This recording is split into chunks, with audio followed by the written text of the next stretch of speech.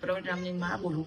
મારો દીકરો દારૂનો ધંધો નહોતો કરતો, વ્યાજ વટામણો નહોતો કરતો, કોઈની પાસે પૈસા લેવા નહોતો, કોઈને હેરાન નહોતો કરતો. ભાજપની સરકારને એ ન ગમ્યું એટલે અટાણે દિવાળી છે, અંધવારું છે, પણ અમારા માટે અંધારું છે. હું મારા પ્રવીણને અહીંયા વર્ષદીનો દીકરો છે.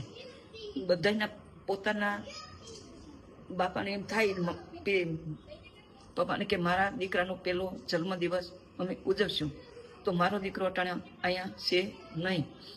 તો સરકારને હું કહેવા વિનંતી માગું કે મારો દીકરો તમારે જે કરવું એ કરજો, મારો દીકરો પાછો પડવાનો નથી. એટલા મારા લોહીના ગુણીનામાં છે. અમે બધાય સપોર્ટ કરીએ. ખેડૂત માટે એને જીવ દેવો હોય તો એ દઈ દે. સરકારને જે કરવું એ કરે, એ પાછો નહીં વરે ખેડૂત માટે. ને પ્રવીણ, રાજુભાઈ, 75 છે, બધાય મારા દીકરા છે. હું બધાને કહેવા માગું કે તમે કોઈ પાછા પડતા નહીં. ને પ્રવીણ પાછો નહીં પડે.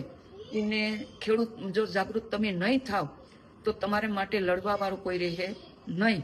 તમારે જાગૃત થવું જ પડશે. અટાણે હું બધાને તમે એને ઘેરે દીકરા, એના બાપા બધાને હું કહેવા માગું કે અટાણે મારો દીકરો અહીં છે નહીં. દિવાળી જેવું તહેવાર છે, અંજવારું નહીં, અમારા માટે અંધારું છે.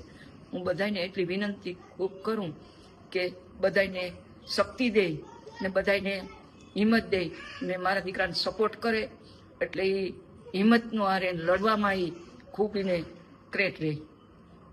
ખૂબ